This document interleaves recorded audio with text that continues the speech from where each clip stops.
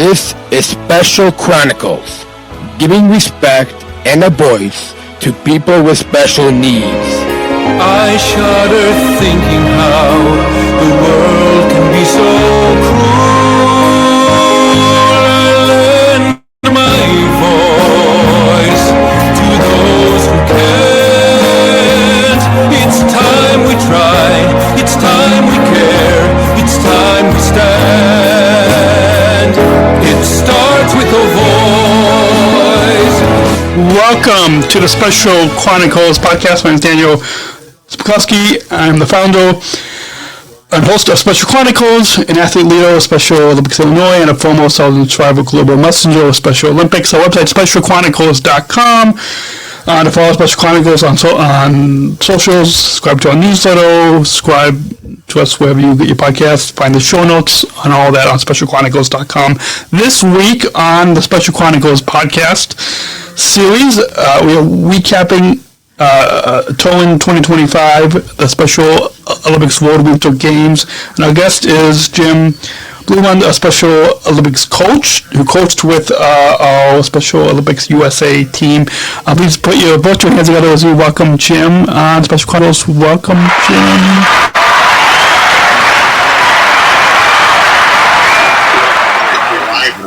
Podcast, Gary. Thank you for having me tonight. Yes. It's good to have you on the program as we talk about the World Winter Games that just took place. By the time our listeners hear this, it would have been because this is going live in April, so it would have been about a month ago. So also, yeah, it's good to have you on. Why don't we begin by, you've been involved with Special Olympics for about 3 years now. Can you share with us what first inspired you to become a coach and how you first got involved in Special Olympics? Thanks, Daniel. And I during my season of coaching, I was Special Olympics, so time flies. It's been a life-changing time to be in Special Olympics. I first joined Special Olympics through my son Ben, who you know well. Yes. Ben is a Special Olympics athlete and leader, and it was really his passion for his sports that got me involved in coaching in the Special Olympics. And it was through that coaching with Ben where I really expanded my coaching career. So now I'm a coach with my Valley Special Rifle Coach.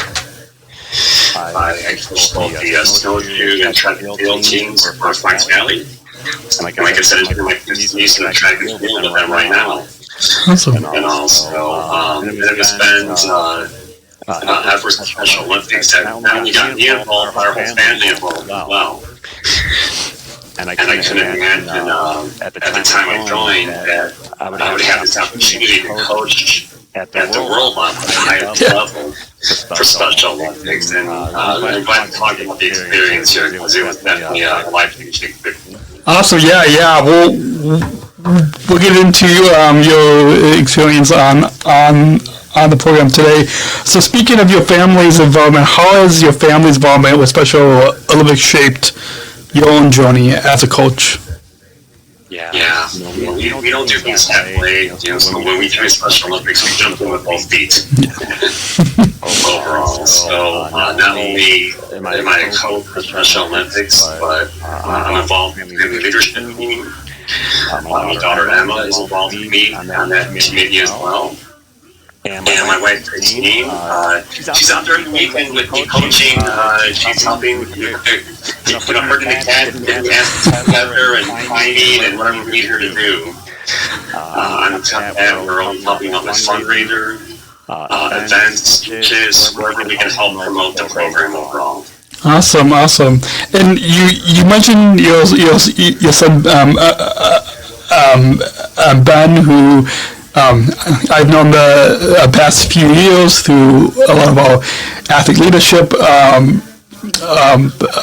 trainings and opportunities that we've had, how has being a parent to an athlete influenced your coaching style? I think one, once you get, it makes you want to get involved more with it, and seeing him thrive and be able to help influence that and be a part of that was really special for me.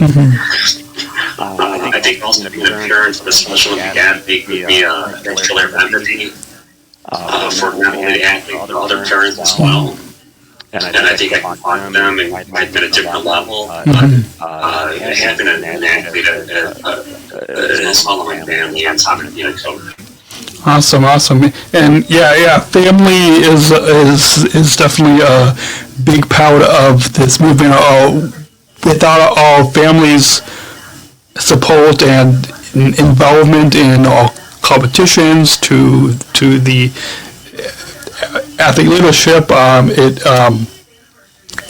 it means a lot. And so, with you mentioning your family's involvement here in Special Olympics Illinois, can you tell us a little bit more about the role that your family has in supporting the athletes on your team and athletes across the state as well?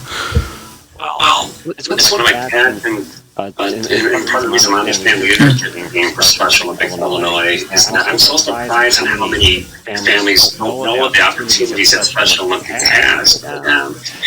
I speak from experience because we joined kind of late. We was well into his study when we found out that Special Olympics was available for him. And I think many times at Special Olympics we take for granted that people know about it or know who to be included with it. But I think there's a lot of families with athletes with intellectual disabilities and autism, for example, that don't know these opportunities for them. So it's a personal passion of mine to make sure that we get this information out to families in different ways, which is again why I'm involved in the leadership team. This surprises me so many times where I'll be at a Cup on the Rooftop or TikTok, event or selling dogs. I meet people that just open up and say, I have a child with disability, and the Special Olympics was available for them. And then once you're in Special Olympics, there's so many opportunities with the leadership team and committees and volunteer work that you can do to be involved. Even coaching I got into, right? So I think those are things that people need to be aware of. Awesome.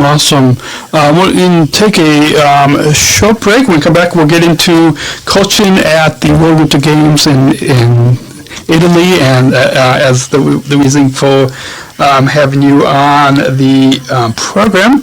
And just to let you all know that support for Special Chronicles comes from listeners like you. Please join our supporters with monthly or one-time donation. So we can operate our studio, keep the lights on, keep this microphone on, keep all the technology plugged in, continue our mission to give respect and voice to people with disabilities. Visit specialchronicles.com/give to support this podcast today. And if you want to access bonus content, you can join now, specialchronicles.com/plus. And speaking of the World Winter Games, as a snowshoeing coach for Special Olympics of USA at the World Winter Games, I'm going to jump a little bit off script a little bit, and then we'll come back to it. But first, share with us how did this opportunity come to coach at the World Games, which is the highest competition that we have within Special Olympics. But how did this coaching opportunity come? Thanks, Daniel. I put myself out there, the call came out for coaching applications for it, and I applied for the role. I talked about my background in coaching and my background in snowshoeing and my success with it. I didn't have any thought that I would get picked for it, but I thought I would try overall. But I'll tell you that PPL, Director, and Tracy Hilliard and the management team were really supportive of my application. Maggie Rubenbeck, who was the World Games head coach, has been a great mentor for me the last couple of years. Very nice president's letter. To be part of it. I'm interested in interviews for the role. And as I proceeded the process, I was getting a little more and more excited. And when I got the call that I was being selected, I couldn't believe it. I went to work to make sure I heard the right thing. Got it. It was an honor of a lifetime to be selected for this, and was so thrilled, and got to contribute for the USA going into it. So I feel blessed to be part of it. And I hope to do it again someday. Awesome. And so after you heard about it, and then you guys had training, and then when you traveled to Italy, what were you most excited about for the athletes leading up to the games? I put myself in their shoes because it was my first World Games as well. And the coach, there's 6 coaches for this snowshoe team. I was the rookie. Going in, so I felt the excitement I had to go to a new country and experiencing things. So I feel the same way.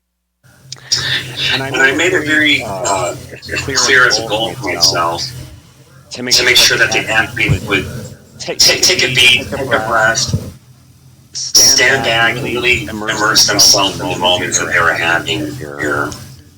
I know the athletes put a lot of pressure on themselves to get on the podium, get a medal, right, perform well. And that's certainly part of it. Mm-hmm.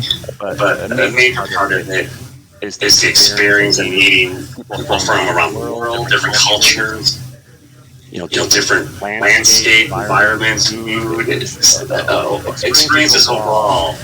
And I want to make sure I set up an environment that they were able to kind of soak that in. And I wanted to do the same as well. And I think we can. Awesome. And so, speaking of setting up the athletes, what goals did you have for the athletes that you're coaching, and how did you work with them to make sure that their experience at the World Games, because not that many athletes get to, many athletes compete at the local level and the regional level, and maybe even some might compete nationally as well, but not that many athletes get to compete at the World Games. So what goals did you set for the athletes on your team, and how did you work to make sure their experience was unforgettable? That's a great question. I had 3 goals for myself and the athletes going out. My first goal was to make sure that they were safe and included. Not physically safe, of course, that component, but that they felt psychologically safe as well. And that they felt included in the moments with the other athlete. No one being left out. So setting up that environment was really important for me. The second goal, I just mentioned, that they had a chance to stand back and immerse themselves in the moments. Because you're right, this is going to be once in a lifetime experience for most of the athletes that are out there. So the fact that we were trying something new to eat, or maybe in another country, and creating plans, walking into opening ceremony was a very emotional moment. And I wanted to make sure that we put the phones away for a minute, soak in, what you're experiencing here overall. And then my third goal was to make sure that they were ready to perform. Mm-hmm. That they had a feel for the arena, the track, their gear was in good shape, they understood the rules, and that they felt prepared to be able to go out and perform, and it was their time to perform. And I think we accomplished all that.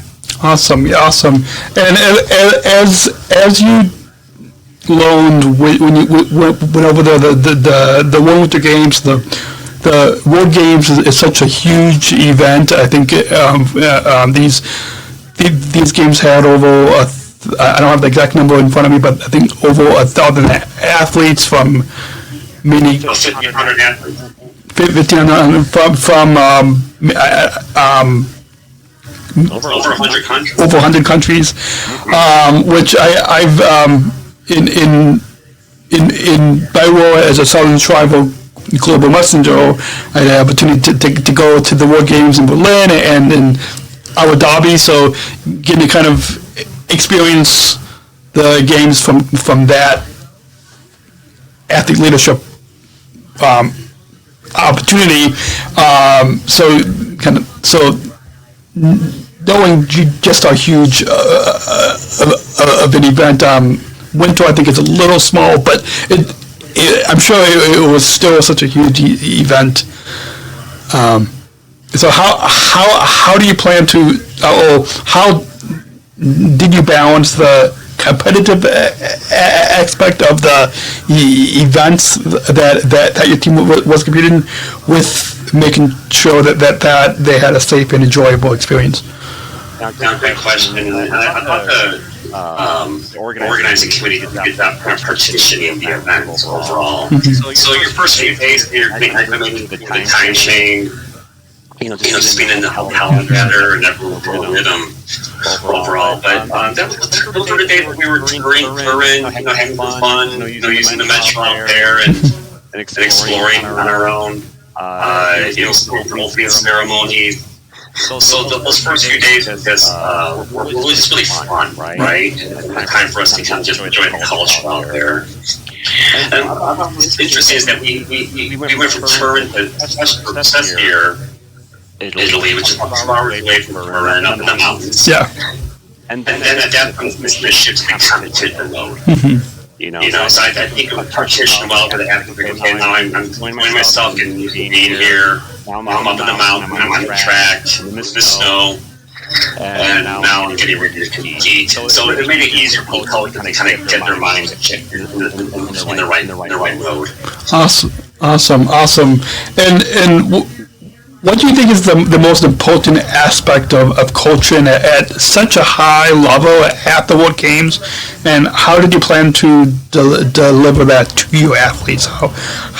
What do you think was the most important aspect of? Yeah, I think these athletes are coming pretty well trained already. I think that they're at they were nominated at the world level to come in. Now, we met with all the athletes monthly, and even more frequently, to make sure that they were working out. We gave them different exercises to do to get them prepared. My mantra was legs and lungs. You gotta get the leg ready for the snow, long as we're gonna be up in altitude.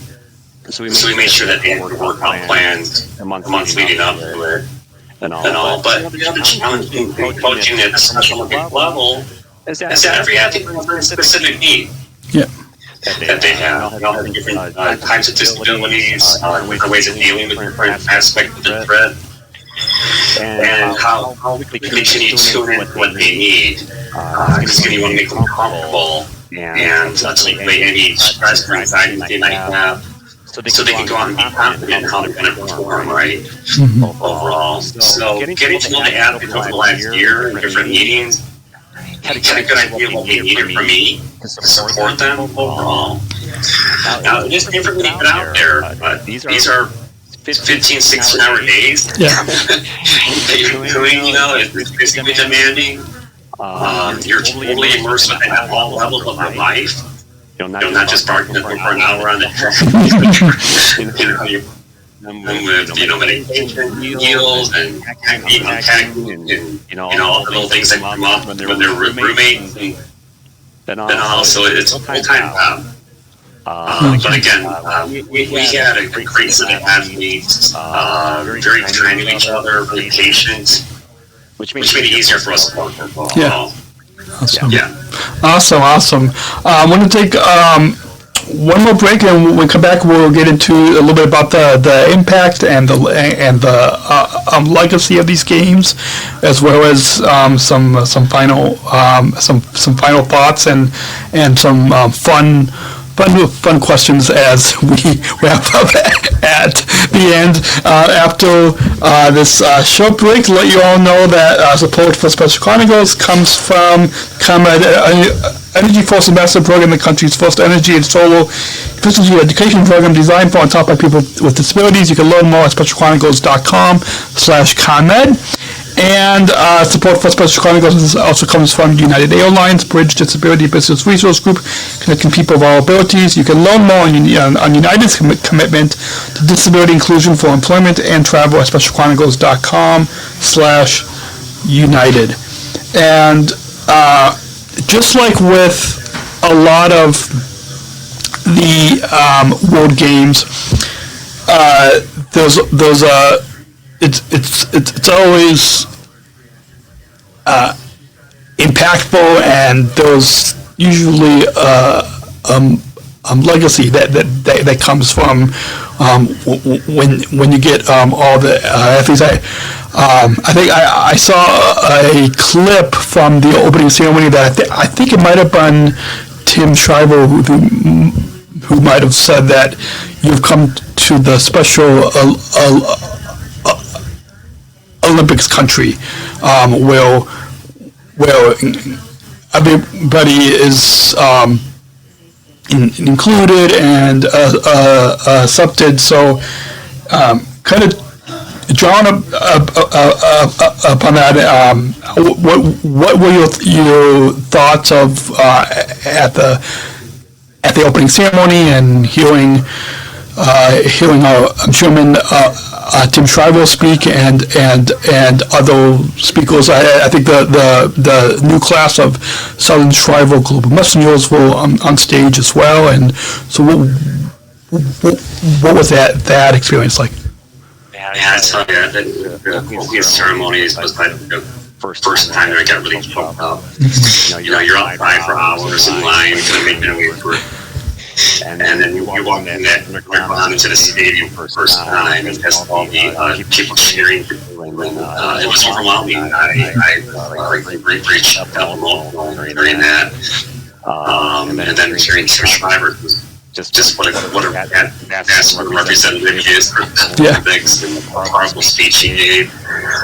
And then what I really loved about it was at the end of the opening ceremonies, the band was playing all the hands were getting together and dance together.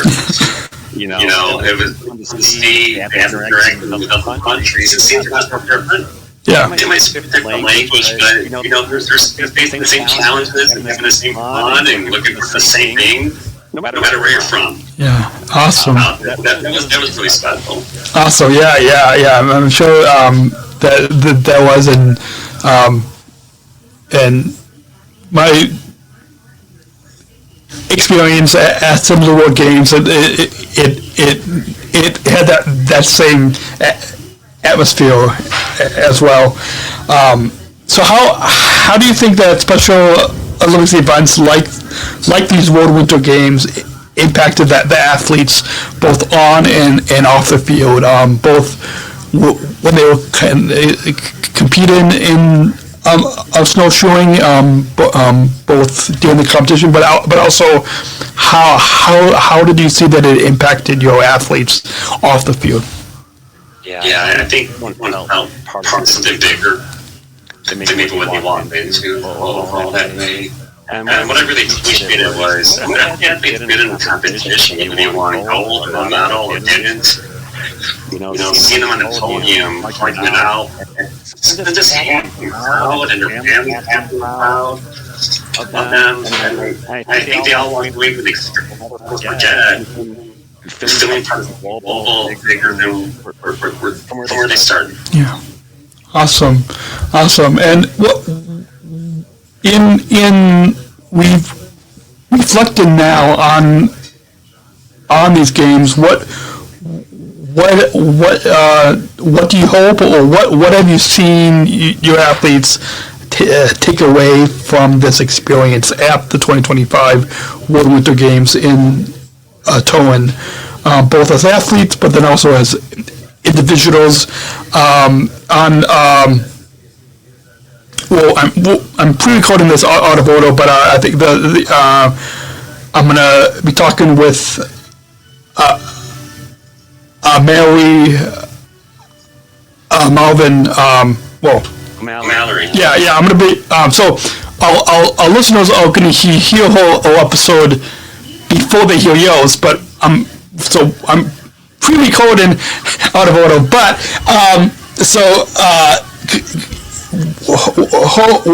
with Mary and with other athletes on your team, what have you seen that they've taken away from this experience, both as athletes and as individuals? I think there's like two things that have been taken away from it that I think good. Is one, I think there's a lot of pride in their hard work and how it paid off for them ultimately. I think that they could reflect the commitment they made to their sports, and to their training to get to that level, and then perform well. At that level, all of our athletes from Special Olympics Illinois came home with medals. Yeah, awesome. They all came home with some hardware. And it wasn't always easy. We had illnesses out there, and a lot of stress, and a lot of great competition. For them to be able to perform and come home with that is really. I think the second thing I hope they're coming out with is a new level of confidence. It's a big trip. I mean, it's a big flight to go see Europe, be away from his family. To be on these schedules, these hard schedules that we're in, physical demands of it, and the fact that they accomplish it can show that they can do something major like that successfully. Should give them a whole level of confidence in themselves. I'm very proud of them. Awesome, yeah. So after being involved in Special Olympics for several years, what changes or improvements have you noticed in this movement and the support for and the support that coaches like yourself, that the staff, that the teammates have? What changes have you seen over the years that have really impacted Special Olympics? I've seen great growth in the organization overall. I think the events that we're holding for Special Olympics Illinois, I think they're keep growing and being more organized. For both the coaches and athletes, and the fans are out there. So I think you're seeing a more sophisticated level of events that are happening out there. Very professional. Overall, I think you're seeing growing resources for families overall, and I'm very proud of the family leadership team that we have. I think you're seeing a lot more resources for athlete leaders growing. And I think we took that time we had over COVID in the pandemic to really grow the organization and provide resources for athletes, coaches, families, volunteers, and I've seen big growth. And I think the management team and the board of directors are taking it very seriously and smart with the resources that they're getting for us, which on a Special Olympics Illinois does a lot with a little. Yeah. Fundraising those concerns, I'm sure the staff aside and what they accomplish year over year for us is just remarkable. Awesome.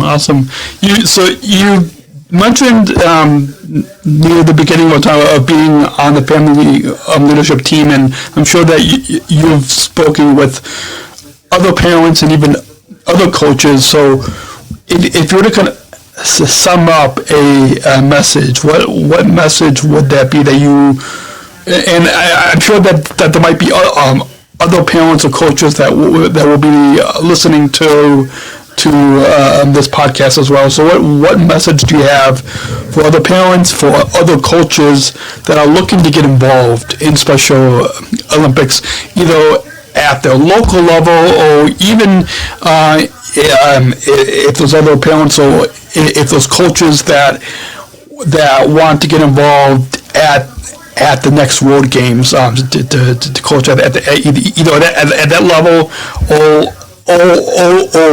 at the local level as well? What message do you have for them? I'll point to myself as an example for them. When I came to Special Olympics, that was new. New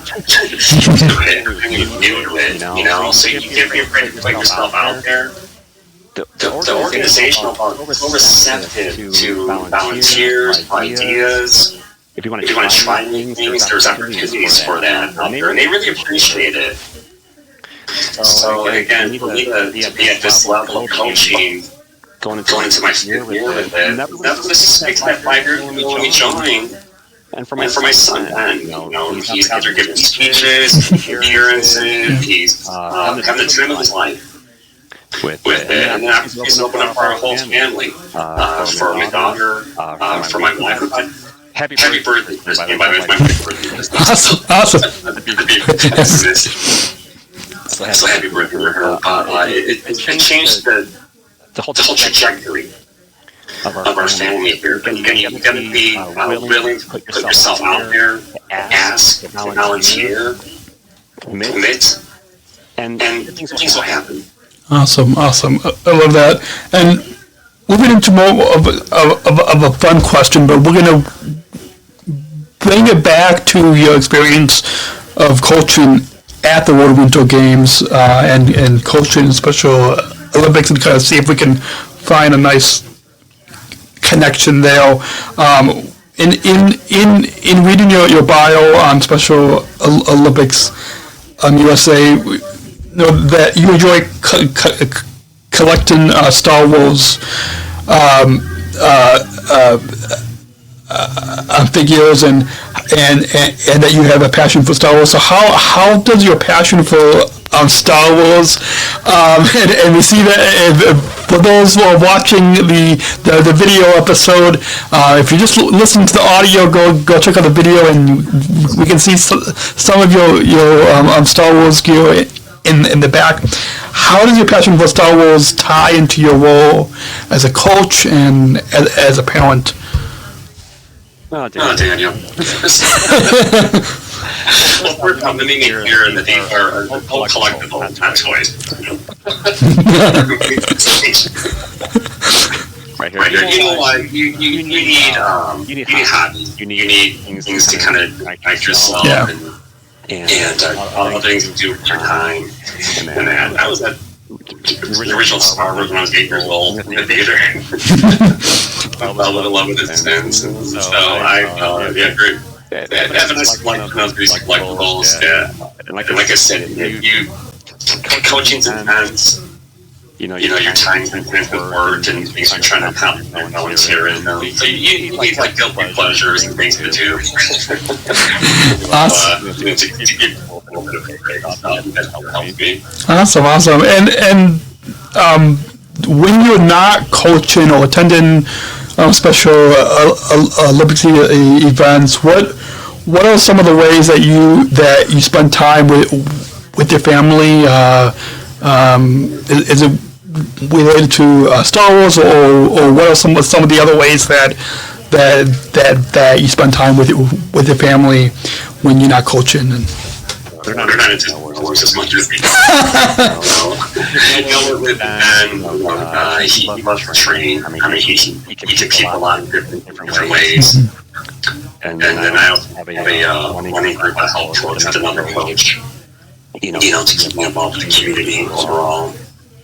And then with my family, we got our hobbies. We love cooking shows and competitions and things like that. And we get to kind of drop our brain a little bit and to decompress. Awesome. Yeah. Awesome. So before we get to the final question, do you have any? The past half hour has flown by, but do you have any and maybe next time on the program we'll have to have both you and Ben on. Definitely.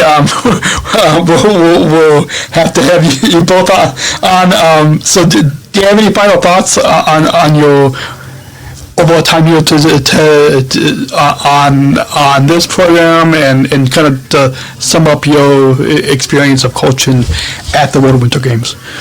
Yeah, thanks, Daniel. It was an absolute privilege and honor to be selected, and I didn't take it lightly. I knew there were probably hundreds of coaches that applied for those 6 spots overall. I didn't take it lightly when I got picked. That I was going to be representing not only our country and our athletes, but other coaches as well. We've got great coaches in this state. Who deserve opportunities too. And I was glad. I think I was able to represent Illinois very well. And help our athletes perform. Awesome. Yeah, I love that. I know from my time from over the past 20 years that I've been competing, all the coaches that I've had to do so much. Even one of my I'm not swimming right now, but one of my swimming coaches had even coached at the World Games in Dublin, I believe. So,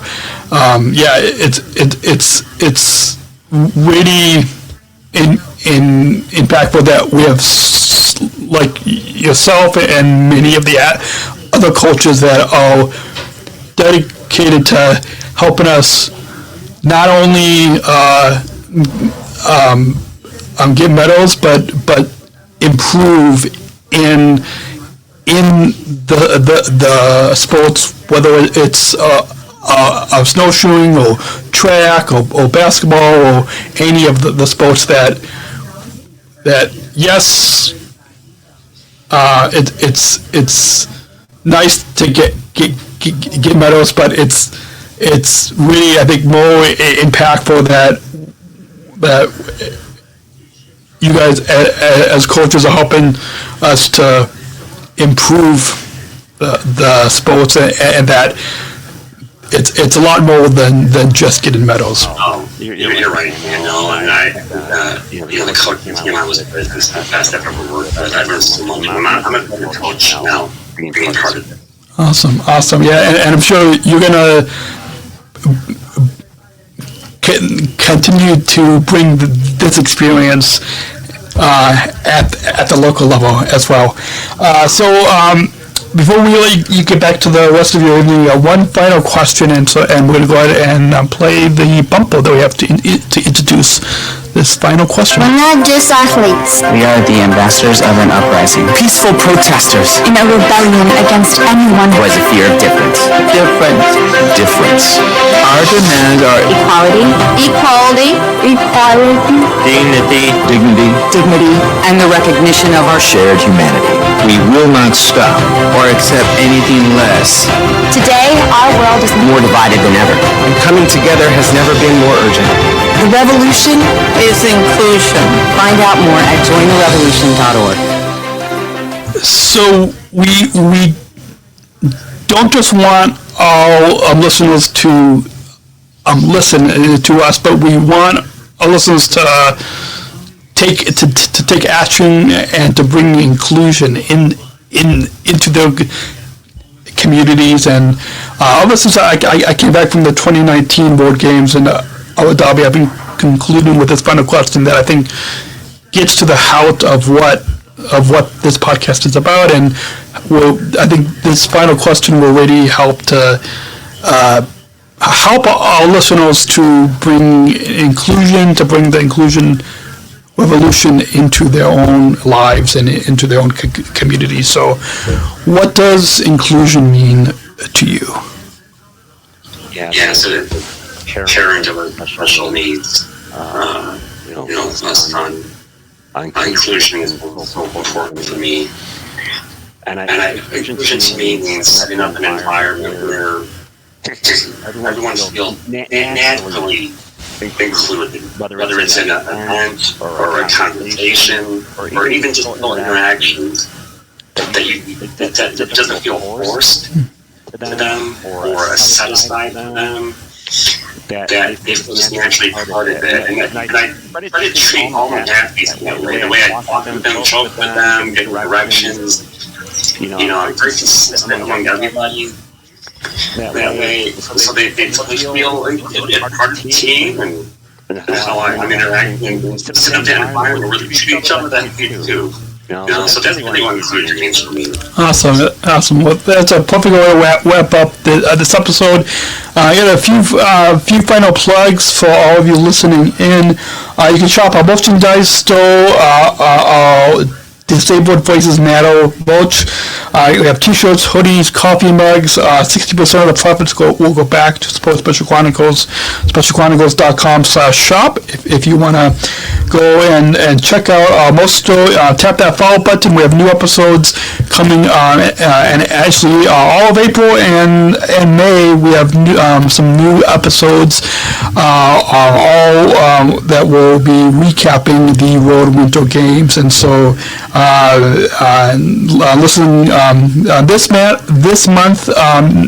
Go back and listen with Mallory, who was on Jim's team, and then an athlete who competed in alpine skiing. We have a Southern Tribal Global Messenger that was on, as well as the chief of sport and competition at Special Olympics International. You all can go back and listen to that episode, and then coming up in May, give you a little sneak peek that we'll be having two athletes that competed in the dance sport event at the World Winter Games, as well as we'll be talking with a couple of volunteers, some of the youth leaders about the Global Youth Leadership Summit. We'll be also talking about the Global Coalition for Inclusion with the Chief of Global Government Relations, and then we'll be talking with a couple people from United Airlines, which is one of the sponsors at the World Winter Games. So all of that is coming up in the next couple of months. You guys want to stay subscribe, follow this podcast on Apple, Spotify, YouTube. You can find all those links on SpecialChronicles.com. Thank you again, Jim. It's been a blast hearing about your experience coaching, and look forward to staying in touch. Thank you, Daniel, for what you do for our movement. Appreciate it. Thank you. And until everyone, we'll talk to you all next week right here on SpecialChronicles.com. Thank you for listening to this episode of the Special Chronicles Podcast. Our podcast was produced by Daniel Smrokowski on the Special Chronicles Network. Follow Special Chronicles on Instagram, Facebook, Twitter, LinkedIn, and YouTube. Subscribe, rate, and review Special Chronicles on Apple Podcasts, Spotify, or wherever you listen to podcasts. Our website, SpecialChronicles.com, where you can stream our archives of over 500 episodes for free. Also, there's a list of our favorites, original series, award-winning columns, and blogs. And sign up for our newsletter to receive exclusive bonus content delivered to your inbox. Again, SpecialChronicles.com. Special Chronicles is hosted by Podbean Podcast Hosting. Our live streams are powered by StreamYard. Thanks as always to our business manager, Adam Smrokowski, who always encourages us to never give up. I'm Daniel Smrokowski, back next week with more stories. Special Chronicles, giving respect and a voice to people with special needs.